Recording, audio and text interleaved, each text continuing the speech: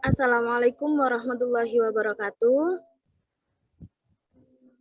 Selamat sore Bapak Asep dan rekan-rekan sekalian. Kami dari kelompok 13 sintaksis ingin memaparkan materi mengenai tata bahasa fungsional. Next.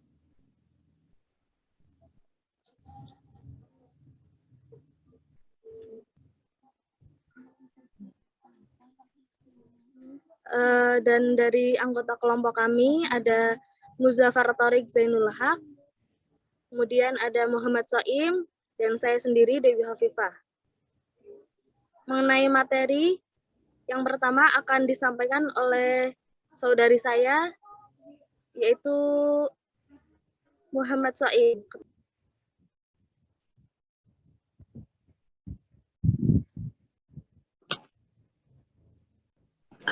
Baik, linguistik fungsional dipelopori oleh Roman Jakobson dan Andre Martinet. Kehadirannya sangat berarti dalam upaya menjembatani kesenjangan antara linguistik struktural Amerika dan Eropa. Linguistik struktural banyak dipengaruhi oleh gagasan fungsi-fungsi linguistik yang menjadi ciri khas aliran Praha.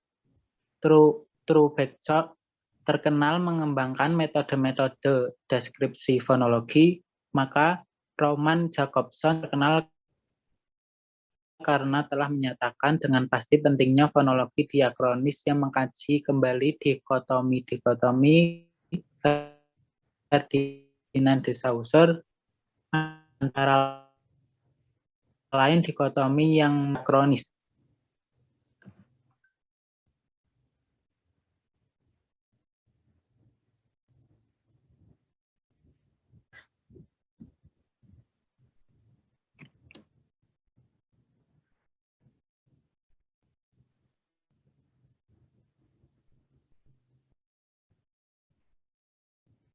Dengan pikiran-pikirannya telah memperkaya dan mengembangkan studi linguistik, terutama fonologi, sintaksis, dan ilmu metode dan linguistik modern dengan menaruh perhatian yang luar biasa pada kenyataan bahasa aktual. Gagasan Jakobson merupakan pengembangan dari pemikiran-pemikiran aliran Praha. Selain fungsi linguistik sebagai ciri khas sekolah Praha, ia juga menyoroti fungsi-fungsi unsur tertentu dan fungsi-fungsi aktivitas linguistik itu sendiri. Jakobson memandang suatu tindak linguistik dari 6 sudut, yaitu 1. Dalam hubungan dengan pembicara, 2. Pendengar, 3. Konteks, 4. Kontak, 5. Kode, dan 6. Pesan. Baik. Yang selanjutnya adalah fungsionalisme.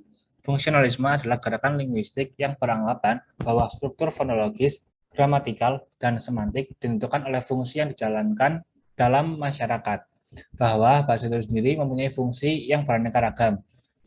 Gerakan ini merupakan percabangan dari strukturalisme dan menentang intelektualisme di Eropa yang beranggapan bahwa bahasa hanyalah sekedar ungkapan.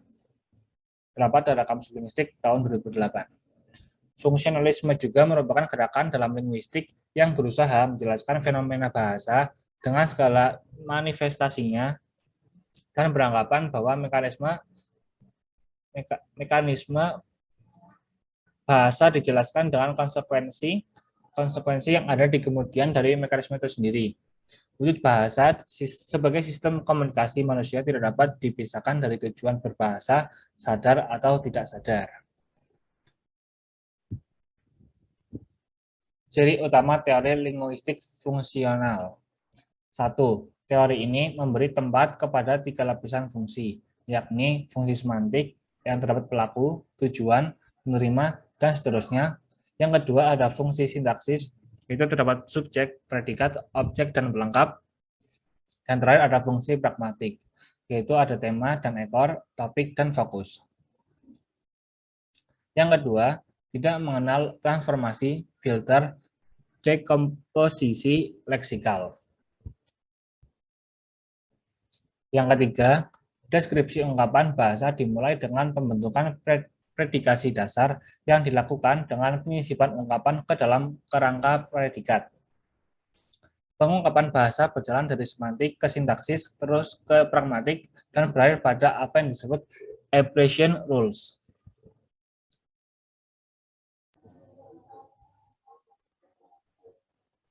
Kemudian mengenai teori linguistik fungsional, keunggulan aliran ini adalah kita dapat mengetahui bahwa setiap fonem atau bunyi itu memiliki fungsi, sehingga dapat membedakan arti. Setiap fonem atau dalam istilah Martinet yang diartikulasikan memiliki isi dan ekspresi. Dengan begitu dapat dilihat fungsinya.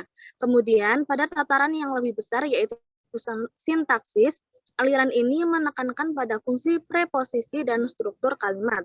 Maksudnya, unsur linguistik dalam sebuah kalimat dapat dijelaskan dengan merujuk pada fungsi sehingga ditemukan pemahaman logis yang utuh.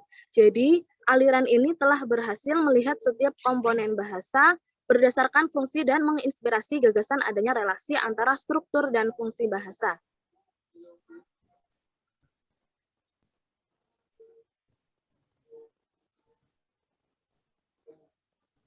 Selanjutnya, kelemahan teori linguistik fungsional. Kelemahan aliran ini adalah tidak mampu menguraikan fungsi unsur linguistik lebih rinci, khususnya pada tataran sintaksis. Dalam struktur kalimat, gagasan aliran ini tidak menjelaskan komponen apa saja yang tercakup dalam aspek fungsional pada kalimat. Sebagaimana kita ketahui, ada fungsi lain dalam kalimat, yaitu fungsi semantis dan fungsi pragmatis.